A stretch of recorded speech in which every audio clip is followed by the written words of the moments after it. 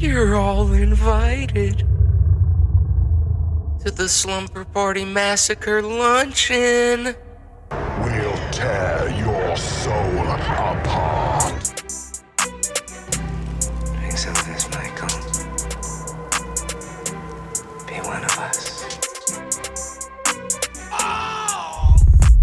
Death has come to your little town, Sheriff. You can either ignore it or you can help me to stop it.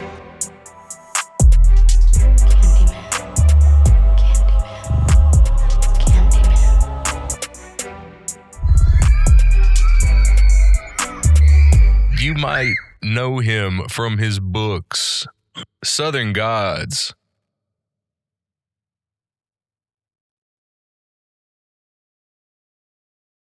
The Shibboleth, The Incorruptibles. And today we have a very special guest at the luncheon.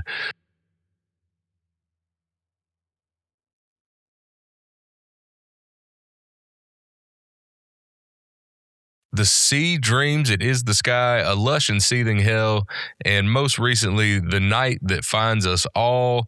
He is one of Arkansas's own. That's right. Today we are talking to Mr. John Hornor Jacobs. Thank you so much for being on the show. Hey, thanks for having me. I really appreciate it. We're all here horror nerds, so this is going to be a good time. Let's see, what is it? Because we've talked about this with each of the hosts, kind of, is where we started with horror. At what point in our life horror grabbed our spooky little hearts and took it over? Do you remember that moment in your life? Yeah, 100%. When I was a kid, I'm a generation before you guys, maybe two. I don't know.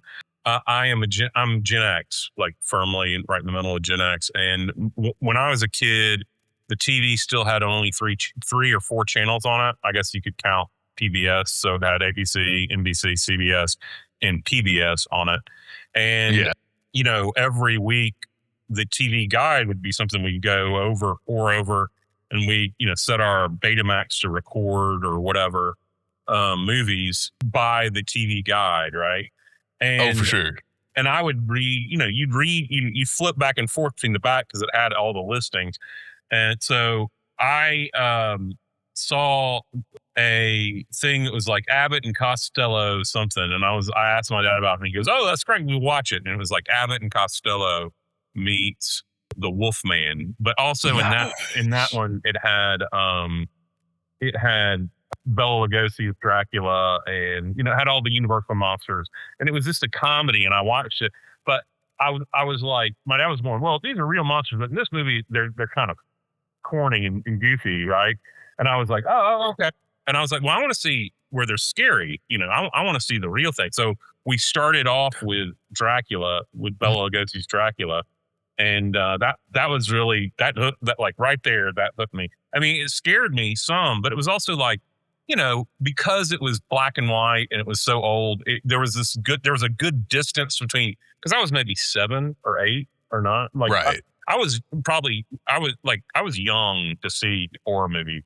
But because it was black and white, there was a good distance between me feeling it was like real and it could really hurt me. It was sort of like watching a scary thing from history. You know what I'm saying?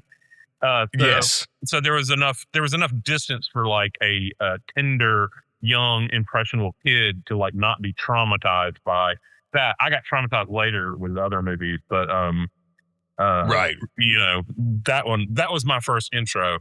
And then like I immediately went to the library at school and asked for Dracula, which they didn't give me. So then I went to the public library and asked for Dracula, and I got it. And then from then on, I've been jonesing for that sort of feeling ever since, No, I feel like as an adult, you're always jonesing for like how you felt watching them as a kid. That's right. Yeah. Because it terrified you on a different scale back then than it does today. Yeah, because kids are, by nature, a child is there to take in everything and absorb it as fast as possible so that they'll survive. Like literally, so it's an evolutionary trait, you know. So when you see these things, especially like scary things, they're prohibitive. They're warnings. They're like, don't go into the woods at night, you know, like, you know, things like that. But like kids are sponges to absorb that stuff. And the closest I've ever gotten to it since then was probably, you know, showing my kids that media and getting to re-experience my feelings through them, you know. So it's interesting. But yeah, because I don't, you know, I really, one of the shitty things about becoming like a horror writer is when I read books, I'm very mercenary about it. I'm like, what are they doing right? What are they doing wrong? It's you know, like, what are the tricks they're pulling? How are they working the levers of these puppets that are on the stage? And I'm dissecting it to figure out how to make my craft better. And it kind of kills the fun of it. And it's only rarely I can sort of push through that. It has to be a really great book for me to push through that and sort of like fall in love with the work again. Yeah, I get that 100%. And I think it's funny that it kind of, what you're describing of trying to get that feeling back kind of mirrors like why we started this podcast. You know, like my favorite thing in the world is when somebody heard an episode and somebody I know, and they'll message me and be like, dude, I'm about to start the Evil Dead series. You know what I mean? Yeah. God, what I would do to like conk myself over the head and forget all those movies and see them again for the first time. Damn. I know. We talk about it a lot. The Evil Dead got brought up maybe like too much. I mean, I feel like it might get mentioned once an episode, and here we are talking about writing. And no, I mean, the Evil Dead is probably, other than Dracula, it's probably the most formative thing upon my work, just because of its riffing on the sort of Necronomicon. And like, my books often have evil books in them of some sort, with some sort of forbidden and arcane knowledge. Yes. And you know, so that whole thing was, I think I was aware of Evil Dead before I was aware of like Lovecraft, right? I mean, you know, I saw that when I was like 13 or something, the first Evil Dead. And then the second Evil Dead came out maybe when I was, or it probably was already out. I probably saw it I didn't see it in the theater. I saw it on HBO, you know, like, yeah. HBO, which at the time stood for, hey, Beastmaster's on. That was the dude. That was the joke. Dude, Beastmaster and what's the Conan? Yeah. That's I'm so glad you brought that up, because while I was reading Southern Gods, like I just kept seeing Deadites. Yeah. That's interesting. That kind of like menacing evil just for evil's sake. Like, I would say that the difference between like whatever evils I write, mine are usually not that gleeful. That's the thing about Deadite. Is Deadites are full of humor. They're full of like the glee of malice, right? And that's what really makes them wonderful. You know, I loved, you know, honestly, I didn't really like the remake of the 2013 one. Everyone loves that one, and I was like, it was fine, but it wasn't.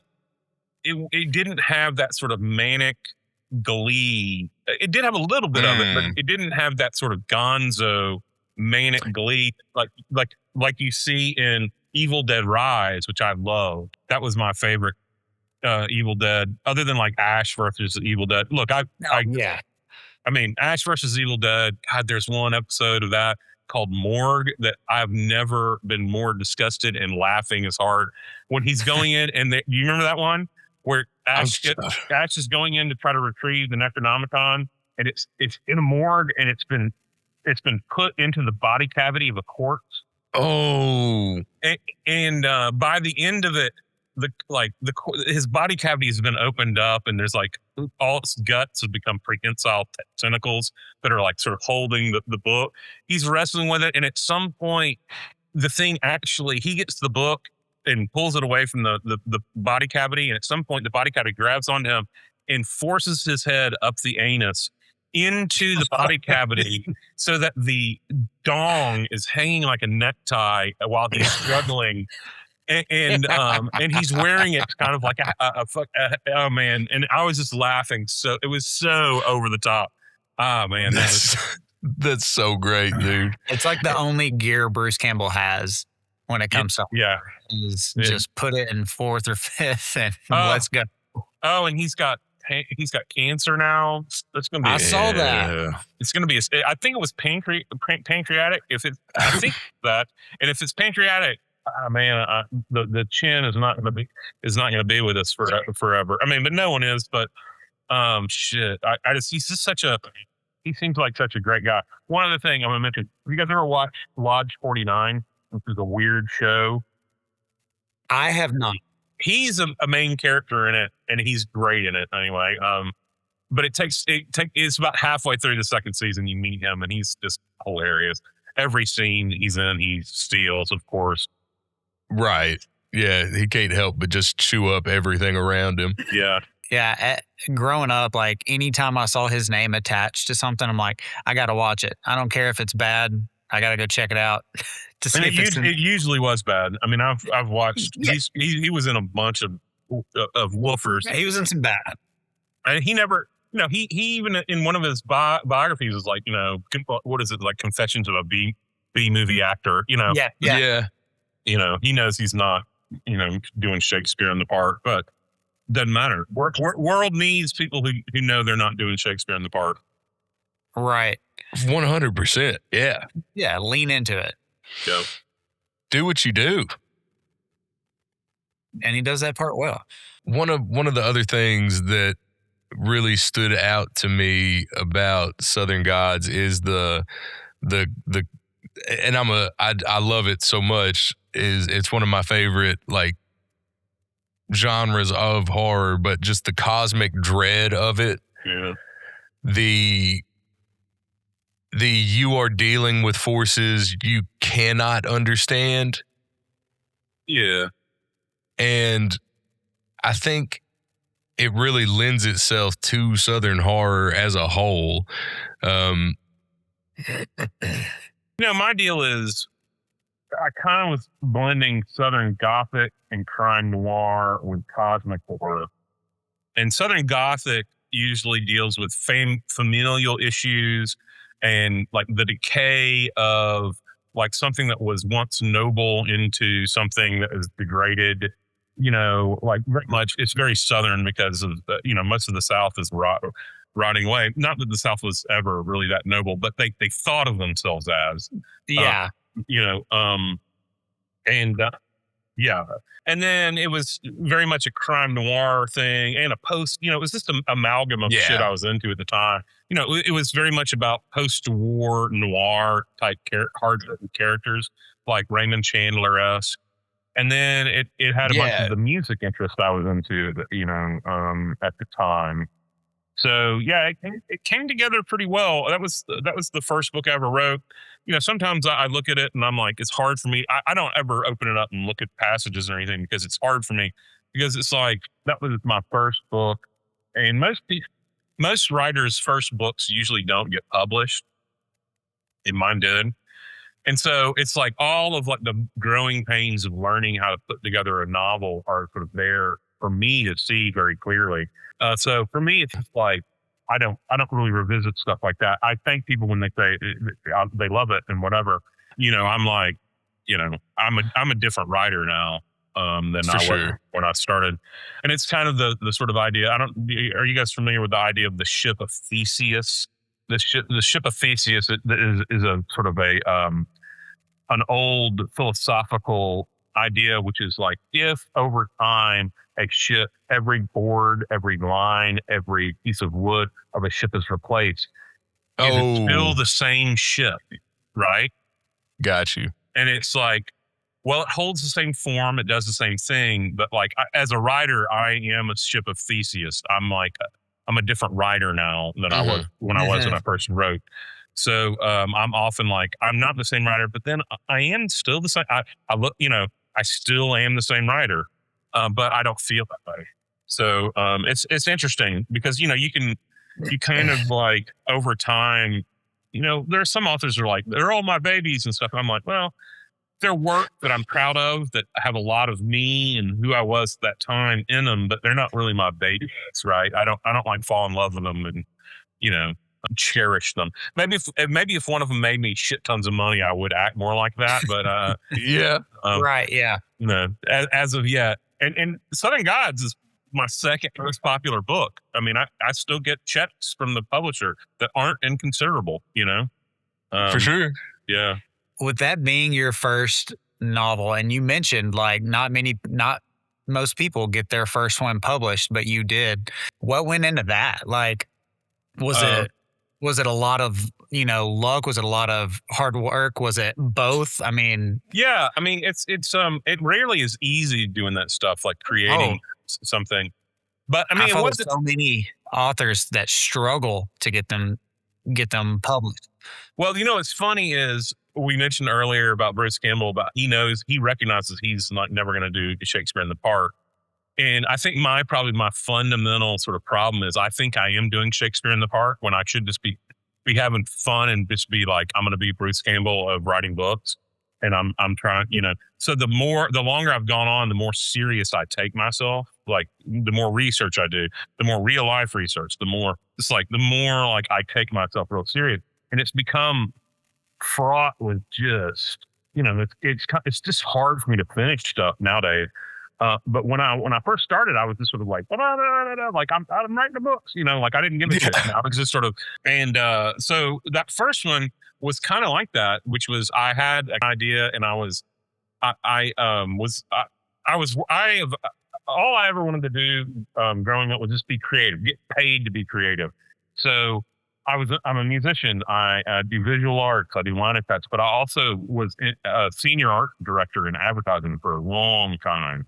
And when I was a high up at an ad agency when I wrote the first bit of Southern God, and it was just it was the ad agency that I'm not going to mention who they were because they're still in town, but it was just not they weren't creative, and I was not being like I was getting paid a lot of money to do really boring work, and I was looking for something else.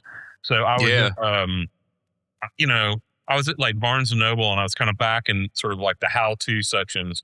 And I saw this book that said, "No plot, no problem. A high-speed guide to writing a novel in 30 days." Right? No way. And I pulled it down, and I was like, I don't have a plot. I mean, I had been I read at that time. I could still read really voraciously. I would read about 5 novels a week or books. Gotcha. Like, I'd go through them, and it would be like when my wife started watching TV, I would just be like, all right, I would sit there and I could just zone out the TV and read. I would just, plow through it because our TV, my ex-wife, our TV tastes were not the same. So she'd be watching, I don't know, like Grey's Anatomy or some shit like that, and I just, I couldn't find myself interested in it. Yeah. And go figure. So I had been reading a ton of stuff about the history of rock and roll and about pirate radio stations. And I've been reading a lot of crime noir and and a lot of the things of crime noir, the best ones were written like in the 50s and early 60s. And they're usually the protagonists were World War II veterans that were suffering from PTSD and sort of maladjusted to the this new world that they find themselves in. And they were kind of like brutal and once they sort of got their teeth into a problem, they just didn't let go, even if it meant their own self-destruction. Right. Those are like, and I was like, oh, I want a protagonist like that.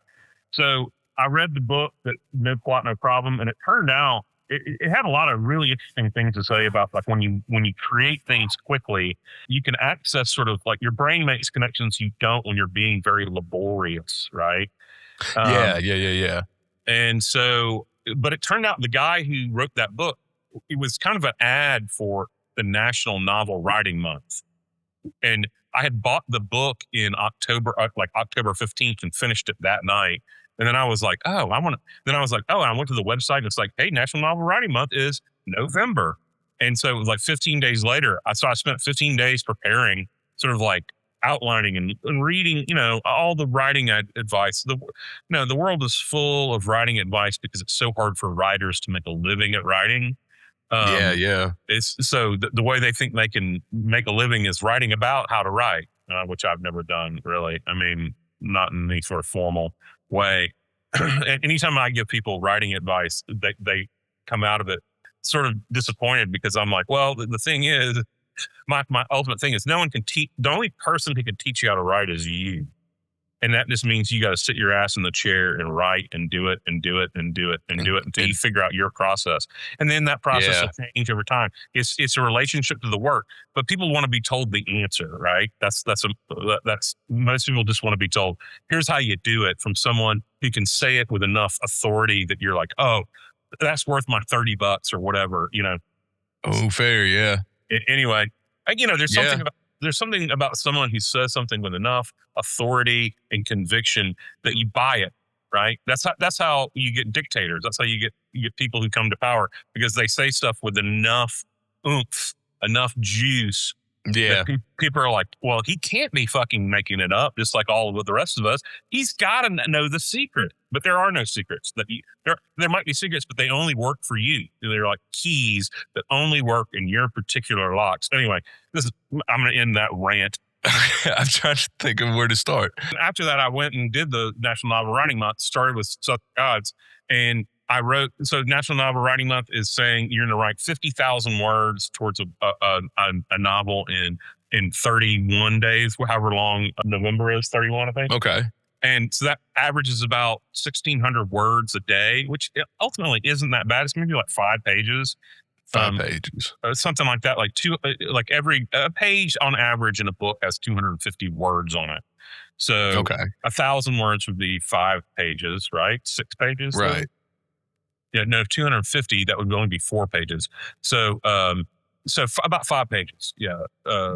16, no, 6 or 7 or 8, somewhere around there. Not a lot. It's not that much. But for me, like under 10. Nowadays, if I write 1,600 words a day, I'm like, damn, I've done a great job. My I used to be able to like crank out like 2,000 to 3,000 a day, and I could write 2 novels a year. But now it's like, my goal is 1,000, and I rarely make that. And I'm late delivering this book to Random House, but whatever. I'm almost done. I'm like I'm in the home stretch. That's exciting. But yeah, so I wrote that, and then I finished it. It took about 3 months after that to finish it, and then I workshopped it, and then I was immediately started another book while I was sort of workshopping that one, and then I finished that one. Then I started writing another one, and then I finished it. That whole time I was looking for an agent. And then by the time I finished my 3rd book, I got an agent, and she sold my 1st book the first year. And then like 6 months later, she sold 2. The next 2 I'd already had written. Oh, wow. As the beginnings of series. So suddenly I was on the hook for 4 more books. Okay. So I had to write 2 books a year. So for a while I was just cranking out books. Mm-hmm. Like one was a young adult series, and then another one was a fantasy series. Okay.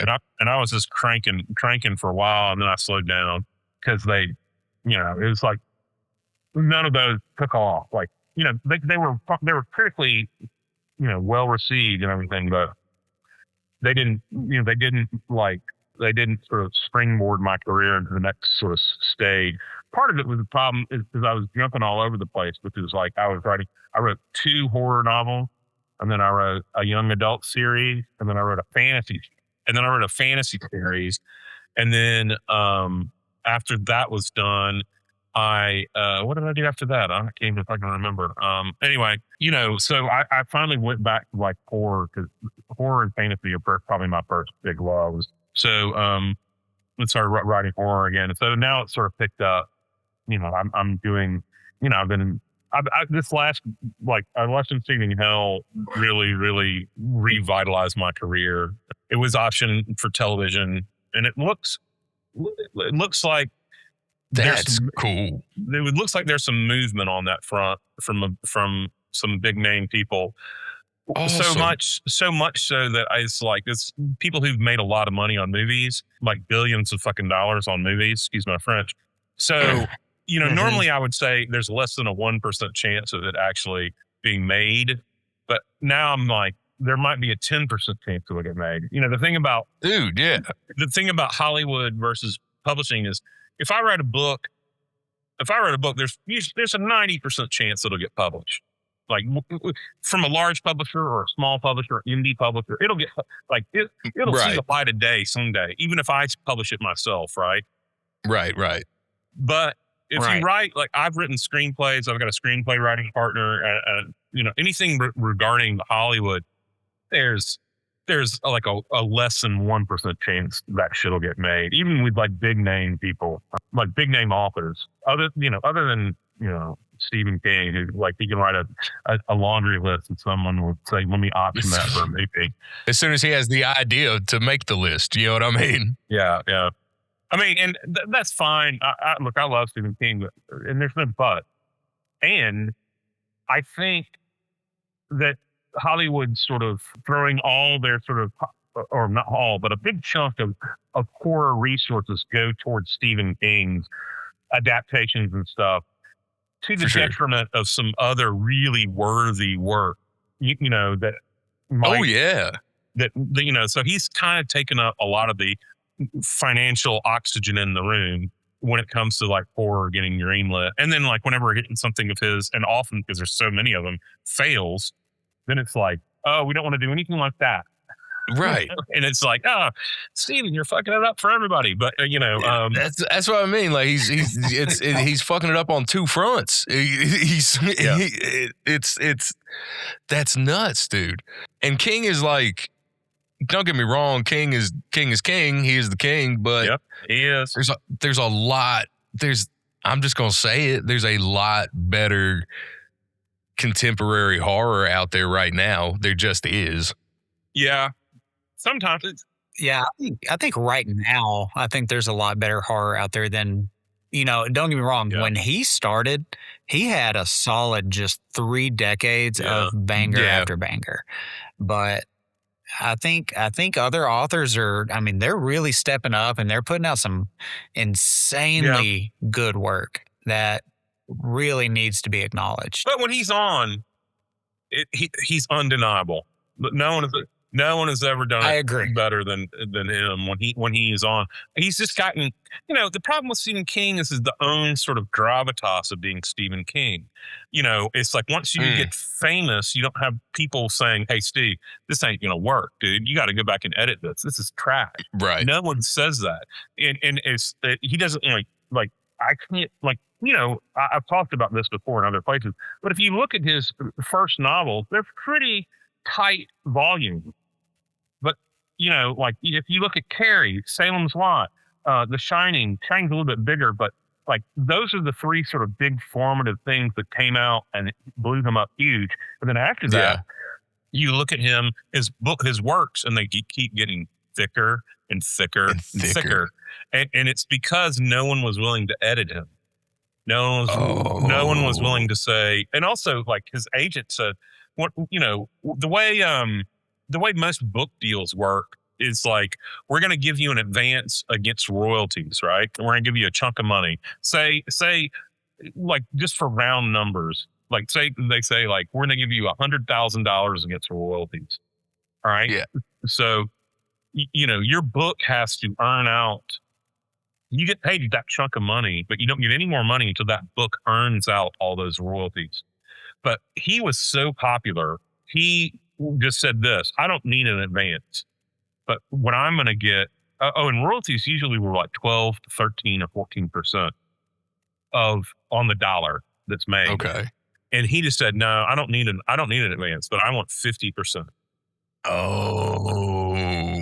So he gets half the money he earns from every book, and that's, but he doesn't, they don't have to put out any money. So like if it loses money, they're not like out a bunch. But if it makes a shit ton of money, he gets a ton of cash, which gave him a sort of level of clout in the industry that no one really, even to this day, has. Maybe people like James Patterson or like J.K. Rowling or something could work out a deal like that, something like that. But damn.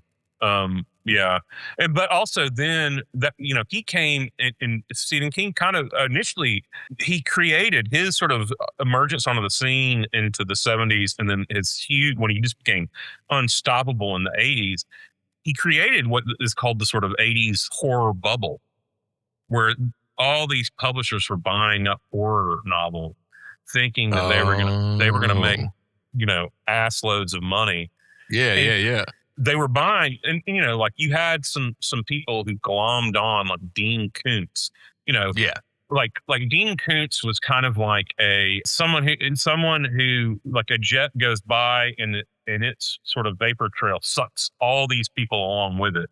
Well, and Stephen King being the jet, like Dean Koontz was one of those people swept along behind him. Dan Simmons. And they were probably the two. Dan Simmons and Dean Koontz are probably the two better writers. There are a ton of other shittier writers. Some of whom I'm not going to let's tell you who they are, but who are still sort of struggling. Who got published in the 80s and then didn't have another book published until like 2010 or something. What about like Straub? Would he have been? Peter Straub was not just sucked up in his jet stream, but he was also. He was collaborating with King, so for sure. And in his own right, Straub was a really, honestly, stylistically, a better writer and a more literary writer than King. King sort of offered a sort of populist, like, an everyman, like all his characters were really easy to access, but Straub's wasn't. He was more cerebral. I agree. And still, still to this day, and it's funny because I kind of like been more influenced by Straub than King when it comes to style. And I met him once, and it was a trip. Boy, he was drinking hard. Let me ask you this. Yeah. Are you a Phil Collins guy or a Peter Gabriel guy? I love Phil Collins, but I also love Peter Gabriel. I was just thinking, Peter Straub and Stephen King kind of being the age old, Beatles or Stones. You know what I mean? Like, do you prefer stylistic kind of, inventive stuff, or do you want rock and roll, baby? You know what I mean? Yeah, I don't know. When people say Beatles or Stones, I say the band. That's what I say. Thank you. It's got a good old Arkansas boy in it. Absolutely, man. And then a bunch of Canadians. Yeah, and a bunch of Canadians. Yep. Hell yeah. I met him too. I met him, Lee Von Helm a few times. That's super cool. Yeah. He was a weird, interesting cat. When you're getting ready to start writing a new novel, are you focused on, like, where do you start? Do you start with your characters? Do you start with an atmosphere, imagery?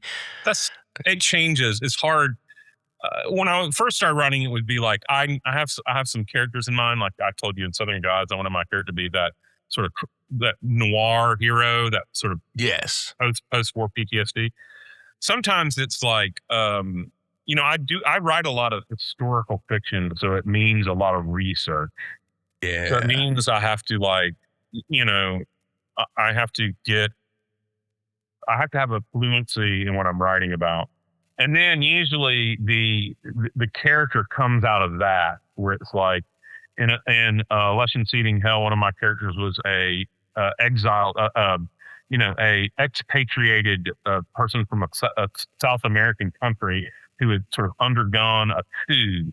And so what kind of person would that be? And so that sort of informed what I was writing about.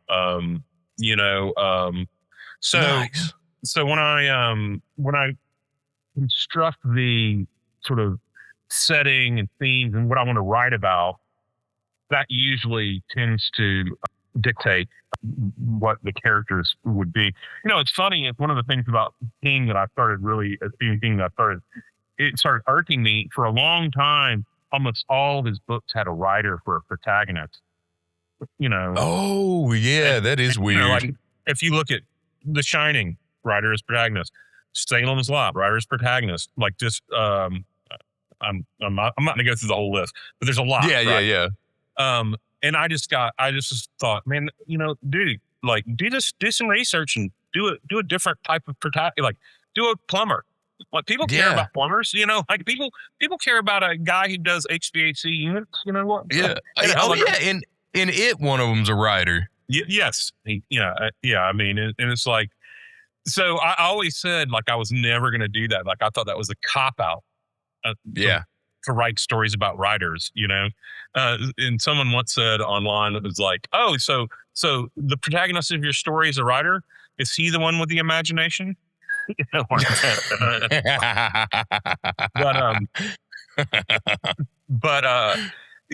then when I came up with Lesson Seeing Hell, which is probably my most popular book, I was like, I wanted to be able to write exactly how I wanted to write. And that meant someone who was literate.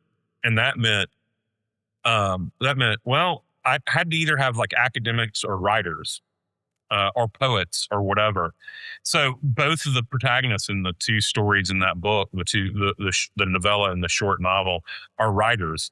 And after I just said over and over again, I'd never write about writers. My most popular book is the one about writers. Is the one about the writers. Yeah. That's crazy how it works out. Yeah, it shows me never to make proclamations like, I'm never going to do this. I sure will break that shit. Yeah, every fucking time. What do you think? Because I think you're really great at writing fear convincingly. What do you think is the hardest thing to write convincingly though? Grief, violence, love? I think the hardest thing to write convincingly, that's interesting you ask that, because I've never I get asked all sorts of writing questions. I've never gotten that one before. But I think it's kind of like the hardest thing to write is sort of the truth of a character. And that can just be how they deal with small things or whatever, that feels real and not like, have you ever read a book and the way that the person talks is this off to you? Like the dialogue is just off. And it's like, this author is trying too hard, right? And sort of the hardest thing is to make it seem effortless. But it takes a lot of effort to seem effortless, right? And I think going back to Stephen King, that's what his superpower is like. And sometimes he doesn't do it in the dialogue, to be honest, because sometimes it sounds like a boomer talking, and it'll be like a young black woman, and she'll sound like she's 70. But when he's on, no one does that. No one does that better. It gives you that real lived-in feel that his protagonists, you feel from them, and that's a really hard trick to play on the reader, because it is a trick. It's not a trick, but it's like, it's like it is a mechanic. Yes. Yeah. That's a better word for it. Of writing that is that in essence, you are luring a reader in, and you got to do it in a lot of ways. But one of the ways is like by saying things with enough authority. Like I said before, by saying by saying things with enough sort of juice to them, in like the beginning, you assure the reader that you are in command of this work, right? Yeah. So when you have a fucking dope ass first chapter or like a first line that's like, whoa, it's like taking the person and going, I'm in charge here. Listen to me, because what I have to say is important, and it convinces them that you are a master of what you're doing. And so when you're able to do that well enough, and that first part, they are willing to suspend their disbelief, right? And then you have free range to play. because you've convinced them that you've done the authoritarian trick of convincing people that you know better than them, and it's just sort of the way you say it, and so that's why whenever you're first trying to get published, they say your first 5 pages are the most important, because you are trying to convince the people that you are in charge of the situation, and that you are going to make some promises that you will then fulfill, right? Like, those are all sort of this unwritten contracts when you open a book. Yeah. That like, you expect, like, you just like Chekhov's gun. You show a gun in the first act, it's got to go off by the third act, right? Right. Or you have to have a dialogue about what the gun means. You know what I'm saying? Like you have to address those things. So like if you have a character that suffers some great wrong, by the end of the story, they either need to get over the fact they've been wrong, or they need to get exact retribution. Like those are the sort of things that the reader will be expecting, and you'll tell them 1,000 ways, in very small ways, how to get there. So I've never thought of it. There is an unspoken thing of like we are in your hands. Yeah, and then that's why people get mad, like it's Stephen King when he doesn't stick the landings, right? Like, because you've taken us on this wonderful journey, but then your ending is this or whatever, or that's when you get frustrated when the author you love the author because they fulfill your expectation. They give you something, or they trick you and they give you something you didn't know you wanted, but you actually did, and it's better than what you were expecting. But at least that's the best. They're different experiences, but so like that's why books that have like twists and reverse, people love them because they're like, I didn't know I wanted that, but I really love that. That was fucking amazing, So, but back to your question, so the hardest thing is to really make it seem effortless. And I don't think I'm getting any better at that. Like, that's the thing. It's like, the more I know, the more I realize I don't know. The more you can apprehend, the smaller you feel in the universe. Right. It's just like once we started getting high powered, telescopes, and we realized the exact magnitude of like what we're trying to perceive. It wasn't like, oh my God, look how fucking great we are. It was like, oh, we're infinitesimal, right? But like we're still perceiving a far away way, and that's pretty much like what my whole writing career has been. Where it's just like, when I first started, I would have been like, man, I know how to write a book. I know how to do it. No problem. But now I'm like just riddled with insecurities just because I've done enough where I'm just like, it's never easy. It's never like a cakewalk. Everything nowadays offers something hard. Even if it's just in my private life. Like this last year, I've been going through a divorce, like of a 26-year marriage. It just sort of ruined me. And it's like, consequently, I'm late delivering this book, but goddamn, I'm almost done. And when I'm done with this book, I'll be done with this marriage, and I'll be done with all the shit that goes with it. And it'll be like, I'll be free. Yes, sir. What do you think works best for a horror novel? Do you think it works better when an audience fully understands the threat or barely understands the threat? Like you read, again, I keep going. I go back to Stephen King a lot because it's just everyone knows his work, right? So it's easy. Fair, yeah. It's easy to like say, like if you're talking about like Shirley Jackson's, The Haunting of Hill House, like it's ambiguous, right? It's more of a mood piece. It's more. It is like, or Paul Tremblay's A Head Full of Ghosts. Like it offers some ambiguity, so it poses questions about the nature of reality and things like that. And for me, I love books like that, but it tends to be a more cerebral experience. Yes. But like if you look at something like, and I love books like that, but I also love books like Salem's Lot, which is like, look, early on, exactly the score. It's a vampire novel, right? Yeah. so you're like, yeah, dummy, it's a vampire, right? Like, and while these people are sort of like trying to figure it out and having discussions about it, and so it's very much a definable problem that you already are clued. You know the score, and you're just waiting for the characters to sort of catch up, and it's still awesome. It's still a great. So, like they both work. It's just a matter of like, does the author pull it off? Are the characters worthwhile? And arguably, in a lot of like, a lot of books, it's not the story that drives the plot. It's the characters. That's what gives it. It's sort of like, oh, I love that character. I love that character. It's that's what really makes it. A funny character or a character that offers like another common. Like if you watch the Free Detective first season, Detective Cole, like I couldn't really tell you much about what happened in the Sorry. No worries. I couldn't really tell you about much of the plot points in True Detective season 1, but I could tell you about Cole the detective. Like he was the best. That guy was the best part of it because it was his jaded. Absolutely.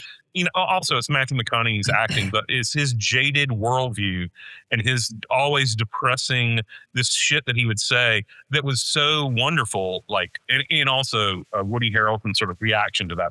Like, would you just say something normal, mother? Like, Yeah, right. Yeah, by the end of that, he's just so fed up with this dude's nonsense. So, I mean, ultimately, I think it's usually characters that mean the most to people more so than, plot. Right. Well, I can tell you, like, you were talking about, like, what you like in horror, but, like, that's kind of what I felt out of when I read The Night That Finds Us All. I mean, like, you had this unknown entity, and you don't know. And you don't know until the end. And even then, you still kind of don't know because that cosmic action to it, like, it leaves you, like, still wanting more of that. Obviously I would never want to spoil that for anybody that reads it, but it also was satisfying in the way that left off because it actually kind of made it a little more terrifying as a thought, to think about like that whole outcome and just the scope of everything that book led to. But then you were talking about the characters, and I really enjoyed the character that you had in that novel. You're recovering alcoholic, really kind of just threw yourself cold turkey, and because of that, nobody trusts you.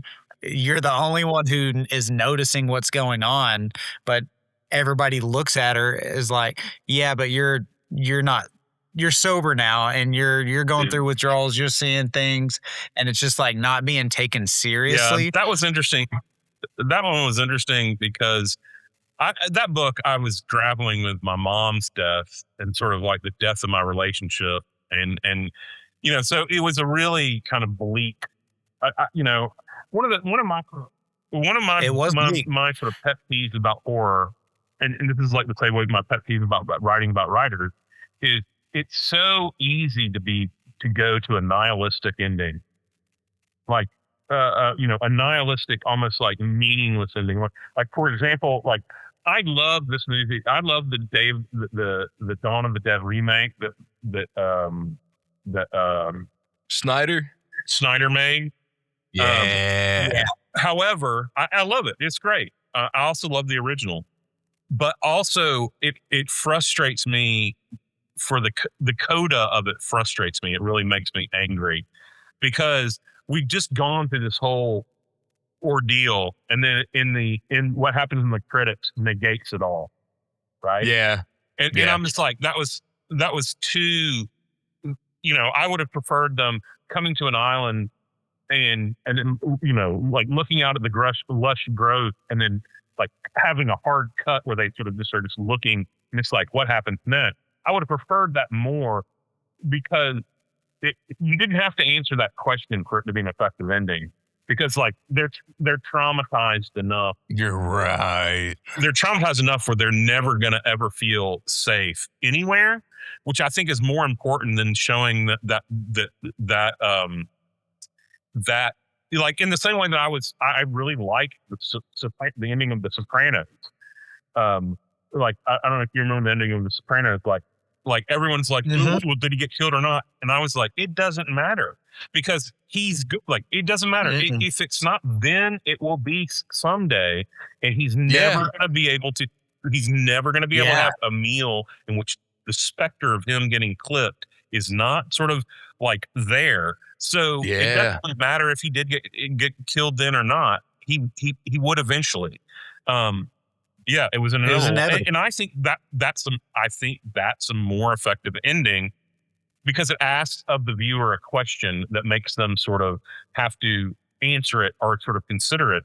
And I didn't like at the end of The Dawn of the Dead, even though I fucking adore that movie, I didn't want they should have just posed the question and not offered the answer.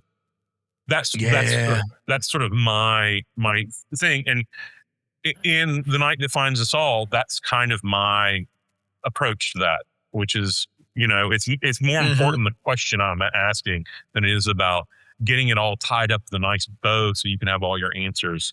Because ultimately, in life, you are going to end up again. Like in that book, I called it the sort of black wall, the black wall that is the end of perception, which is there are no answers past that. Like, until you hit the wall, and then it doesn't really matter. Right. We'll all find out someday. Yeah, Is that answer?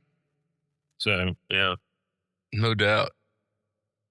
No, I mean that's absolutely like I finished it and I was like, man, I really want like another chapter or two of this, and then like a day or two later, I'm like, still thinking about it. And like, to me, like that is what I enjoy about finishing a book is that days later, I'm still thinking about what happened, like, and not because it did have a conclusion. It's not like it was left, open. I mean, it's open-ended for a point, but it's not, there's nothing that I felt was left out. Like it just made me really want to know more about that.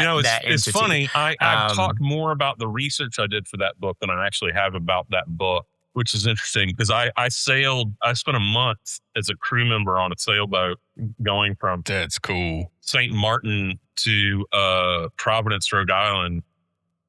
And it was hard as hell. It was 2,000 nautical miles in deep ocean.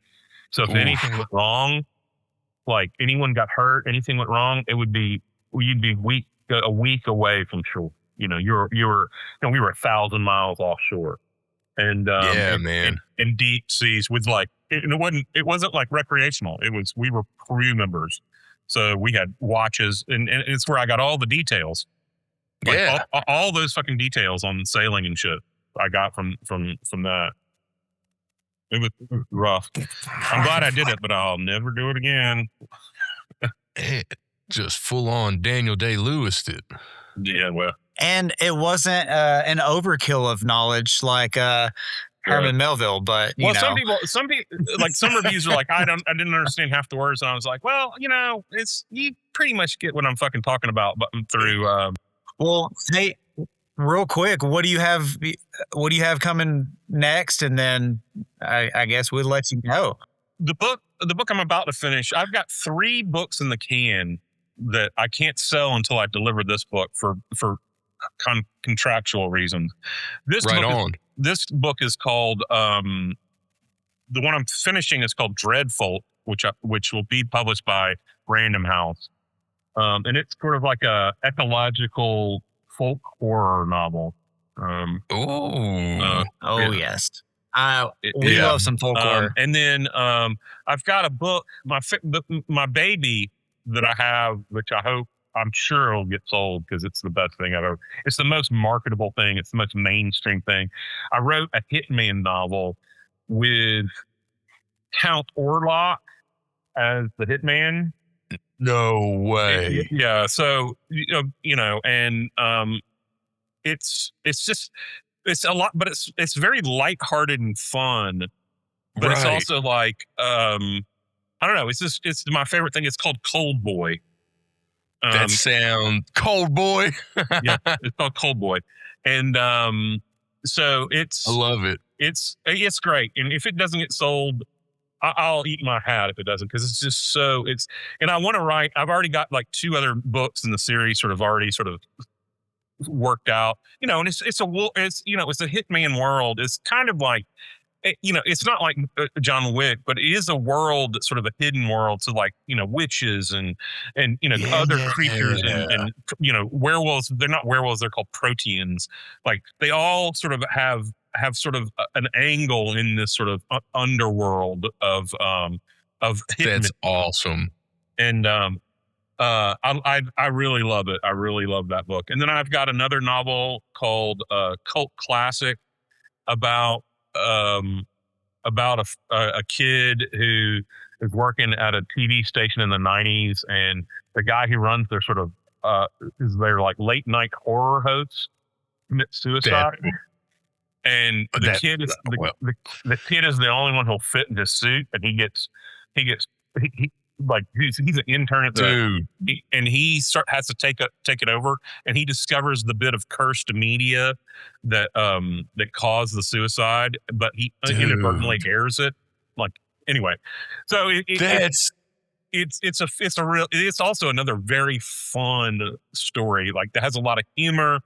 Like it's awesome. It's like I wrote it and I was like, I want this to feel like one of those late 80s, early 90s movies like Monster Squad or something like that. Yes. That just feels that's a good feeling. I mean, there's going to be some violence. There's going to be like, or Fright Night or something. Oh yeah. But this is more cosmic horror-y. If it makes me feel a fraction of what I felt watching Monster Squad, I'm all in. Monster Squad is a hard bar to reach, right? It is. It is. But man, but it might give you a little of that. And then I've got another book that my agent's like, you got to rewrite major parts of it, called A Gentleman of the Carpathians, which was like I wrote it in the middle of. It's a very long book. I wrote it in the middle of the pandemic, and it's pretty much the movie In Bruges meets Dracula, in the sense that like there's a bunch of criminals that commit this horrible crime, and they flee to this little town in Romania, and they set up shop, and it just happens to be the town that's right underneath the Borgo Pass where Dracula's castle is.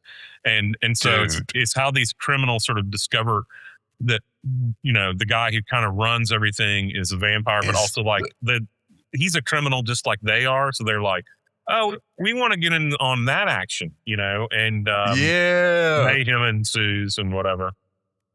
But my agent's like, this is not publishable in its current form. And I'm like, that's fair, because it was written in the middle of like the mania of, working from home for the first time and the pandemic. Just everyone went a little bit crazy. Yeah, for sure. For sure. Yeah. For sure. So those are the 4 things.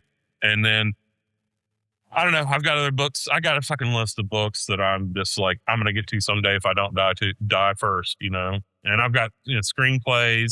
I've got a narrative podcast that we've had some interest in from Audible, but they wanted us to make big changes to it, and I just was like, nah, fuck that. And it's also like Amazon, fuck Amazon.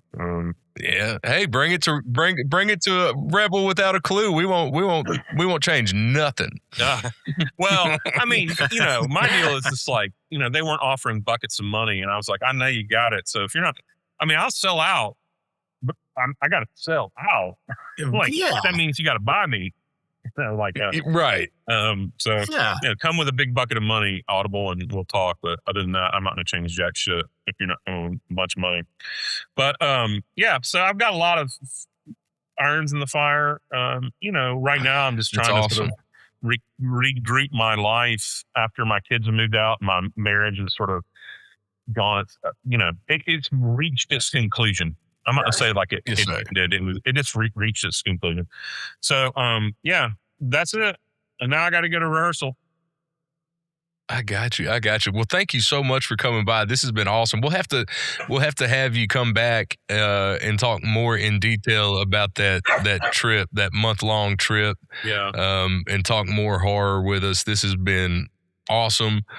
Thank you for having me. This was great. Until next week, be sure to look under your bed for the monster and check over your shoulder for the boss. The luncheon is over. Except this, Michael. Stop. Yeah, man. Appreciate you coming out. That was all.